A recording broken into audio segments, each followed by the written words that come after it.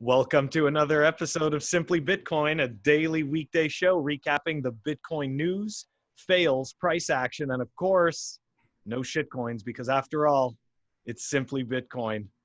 I'm your host, Coin Icarus, and my co-host, Nico, aka BitVolt7, who's going to join us in a few minutes. But the first thing we're going to do is dive right in to the dashboard. So let's take a look here. Let's take a look at the block height. Let's take a look at the block price. How's it going, Nico? Good, man. Bro, Clark Moody, man, props to him. You guys, what I do personally is I basically I make a tab on my iPhone so it looks like an app, but in reality it's just a bookmark and it just opens directly up to this dashboard. And the dashboard that Phil's pulling up right now just has everything you need to know. It is. Total shout out to Clark Moody. This is a killer dashboard, and I love how you could add the favorites up at the top. So let's get started. The block height, 641,668. The price, 11,318. Whoop, whoop. Right? And this is July 31st, 2020. So bullish, man. Getting really close to closing that monthly candle. And we're above that 10.5K, which you're going to talk to us about a little bit later. So yes, this is sir. Okay. Well, look, you know what? Let's dive right into take a look at the daily fail, right? My most favorite part of the show, baby, the daily fail. And we're gonna take some time, a little bit of time. We're gonna take our time talking about this. The daily fail. All right. Let's take a look. Well, we are going to start off with the tweet from Pomp. Okay, so the daily fail really is Pomp interviewing Roger Kaver. It's so for the people who don't know who Roger is, Roger used to be a major proponent of Bitcoin, a real great voice, for the Bitcoin community, and that kind of went all to shit when he took the big blocker narrative and began to affinity scam Bitcoin and use his website like bitcoin.com, which predominantly subversively sells you Bcash, but tries to sell it to you as Bitcoin. So, and he claims obviously that, Bitcoin Cash is, the real Bitcoin and the real vision because he decided to choose 4 words out of a fucking white paper and decide, well, that's what Bitcoin is, these 4 words. For him, that's just not the way Bitcoin works. The people who tried to yield Bitcoin to what he wanted, and it didn't work. So we're going to definitely give today's fail to Pomp for giving this guy a stage because Pomp has, he's got a lot of people paying attention. And unfortunately, you give a guy like Roger Kaver the stage. He's a good speaker. He knows his stuff, and he's disingenuous as fuck. So absolutely, and it's just like you're playing in the wolf's den, so to speak, because Roger Ver, he got lucky in terms of, you could say luck, you could say skill. He was one of the first investors into Bitcoin, right? So if you're one of the first investors into Bitcoin, you become very wealthy very quickly, right? So he had a lot of influence in the crypto space in general, and he was actually a really big proponent of Bitcoin. But when he teamed up with Jihan Wu of Bitmain, which made, at the time around 80% of all the Bitcoin mining hardware, which is what gives Bitcoin's value proposition, is the physical hardware backing it around the world. When he teamed up with Jihan Wu, which is the owner of Bitmain, and Roger, they basically tried to take over the network.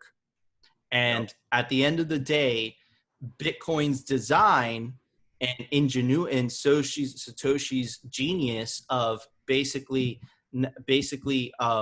this essence of you don't have to update your node in order to interact with other older nodes. And the people spoke by not updating their node to basically Roger Ver and Jihan's version of Bitcoin. they decided to stay with the original version of Bitcoin. So the fact that he's going on Pomp's interview tomorrow is just like it. Man, this guy's a good speaker.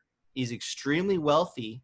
He's very well spoken, and Pomp is mainstream. Why don't you play that video so we show everybody? You know, unmute it. Using credit cards. I'm gonna play it from the Four developers that showed up there that evening, and it was Luke Jr., Eric Lombroso, and Brian Bishop were their names.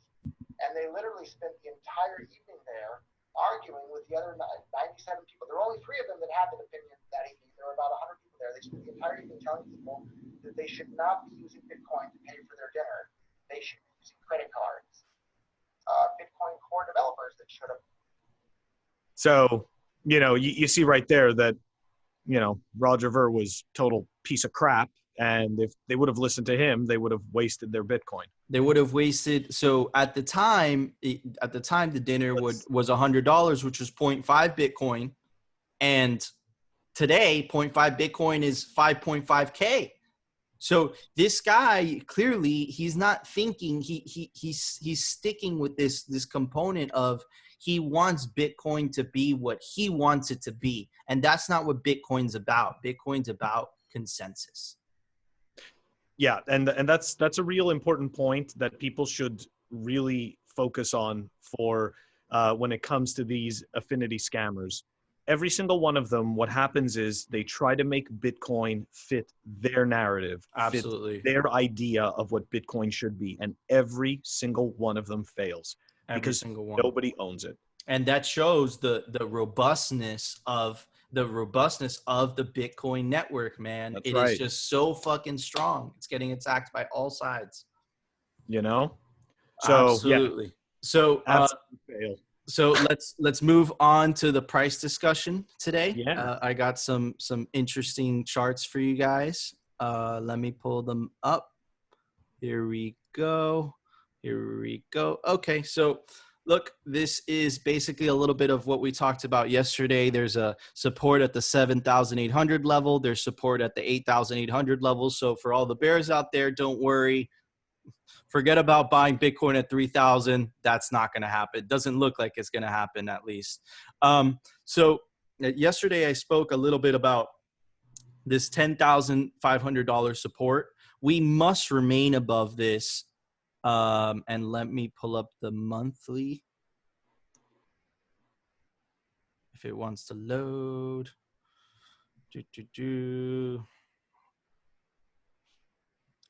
Let me reload it and let's try that. There we go. Okay, cool. So let me pull up the monthly. Great. Okay, cool. And you see the giant fucking rocket ship arrow.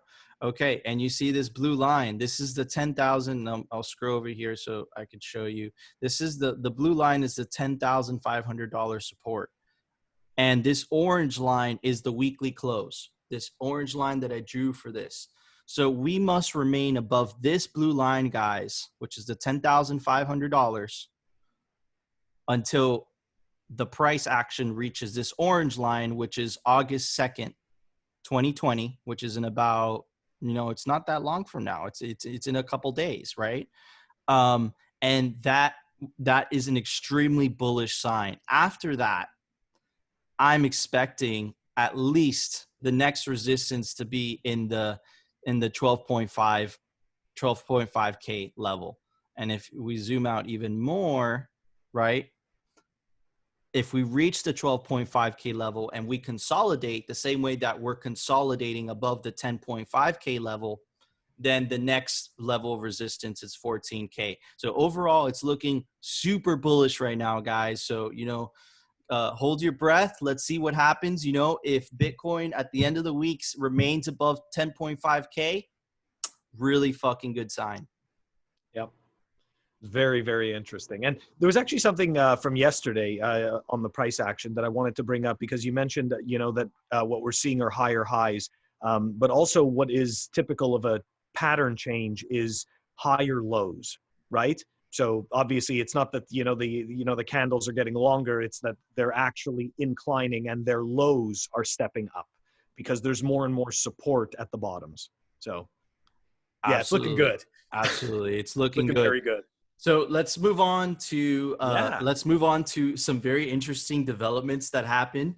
So you guys remember the Twitter hack, right? The infamous Twitter hack where basically someone got the administrative privileges to Twitter, and they got Barack Obama's account, they got Joe Biden's account, they got Elon Musk, they got Jeff Bezos, they got Binance, they got CZ, and it basically said, it was those those old like scams that is basically like, look, send me 1 Bitcoin, I'll send you 2 back, right? So they finally caught the guy, and I have his picture. So let me share my screen and let me pull it up. Here's the kid. His name is Graham Ivan Clark, 17, arrested in Tampa Bay, Florida. Of course, he's a Florida man. Why, of course. He faces 30 felony charges. Guys, this is so significant because this kid could have potentially started a nuclear war.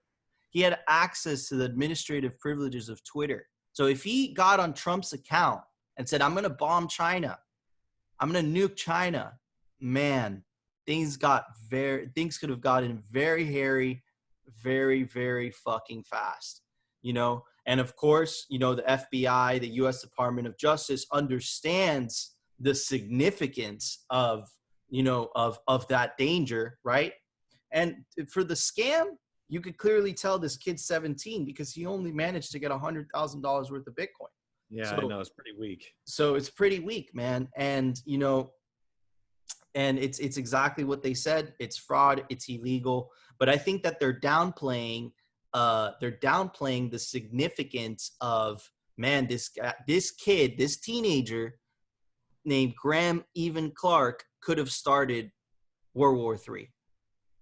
And he had the capability to do so. Fortunately, he didn't touch Trump's account. So maybe he was a little bit smart. Twitter reacted to this officially on their blog, an update to a security incident. They downplayed it. And basically what they described how it happened, it was a social engineer attack, right? Yeah. It was a phone spear phishing attack. Basically, this kid would socially engineer, and for you guys that don't know what social engineer means, is basically he would manipulate Twitter employees into thinking that he was somebody that he was not.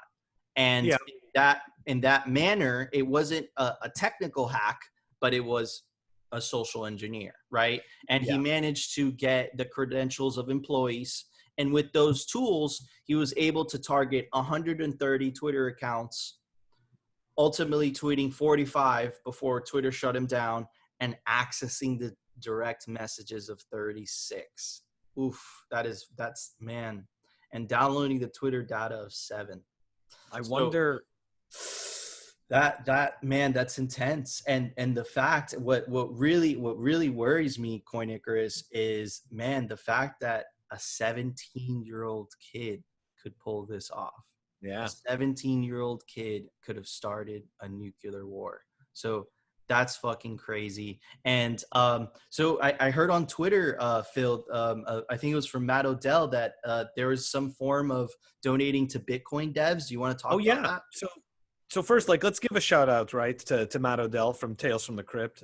He's definitely awesome and super humble dude, and always just really, he's all about building the ecosystem and understands, the grand vision, of Bitcoin. And so what we're going to do is we are going to take a look over here. He created him and Dennis Riemann both created this portal where you could donate to Bitcoiners. Okay, it's called the Bitcoin donation portal, and we are going to pull this up. Guys, I'm also going to put it down in the link description. And if you guys want to support Bitcoin, remember that these devs, right? And it gives a description of who they are, right? Remember that these devs, a lot of them, they work for free, right? This is an open source project, right? Look at Cooks. He works full time on BTC Pay Server, which, by the way, guys, me and Coin Icarus used to pay for the logo of our channel. Yep. And That's man, right. that was the most seamless transaction I've ever had in my life. It was faster than a credit card. It was just quick, seamless, done, you know? Yep. And Coin Icarus, is that we don't even know each other. The artist, we of course we know him by his synonymous name, you know, just how you go by Coin Icarus, and we were able to transact easily without any semblance of trust. And that is the power of BTC Pay Server. Yep, that's exactly right, you know. And you know, we'll keep going through this list and you can see, like, you know, this is and if nothing else, you know, it's good to follow these guys on Twitter because you know, some of them tweet out some pretty cool stuff. But seriously, you know, these guys really live off of donations, and they're building some really crazy stuff, you know, like Nicolas Dorier is the person who I believe started BTC Pay Server. So all because of oh my gosh, What was the name? It was so shitty, that company, man. It was so shitty. Not BitPay. I feel terrible, but I know that it was essentially, you know, they were just gonna go and fuck everybody over, and he was just like, no, you know, like, that's it. He's like, I'm gonna make you irrelevant, and he put out this epic tweet that just totally froze everybody, and then he went and built BTC Pay Server with some awesome devs, which is a totally free to use open source, and it's a payment network. So you could basically accept, I could send you basically, you know, I want to charge you $100 for a service service that I provided to you. I could, you know, send you a receipt, an invoice for those $100. You pay it. It's all done. You don't have to deal with third parties. It's fucking awesome. I'll also put a link down to BTC Pay Server if you guys want to find out more about it. And Phil, why don't you promote the podcast that you're going to come up with next week, that you're doing next week? Well, you know what? Interestingly enough, I'm actually going to be dropping an episode on the Fun with Bitcoin podcast of a nice chat that I had with Nico. So this is going to, AKA BitVolt7. So this is going to be very interesting. It's so weird, right, that it turns out that way. So I swear to God, this was a total coincidence that his podcast is dropping, and we totally didn't plan it out. It's kind of embarrassing, but whatever, man. You know, it was meant to be. It was meant to be. Anyways, guys, thank you so much for tuning into another episode of Simply Bitcoin. We are your hosts, BitVolt7, aka Nico, and Coin Icarus. Don't forget to like and subscribe. Tune in tomorrow if you want Simply Bitcoin and no fucking shit coins.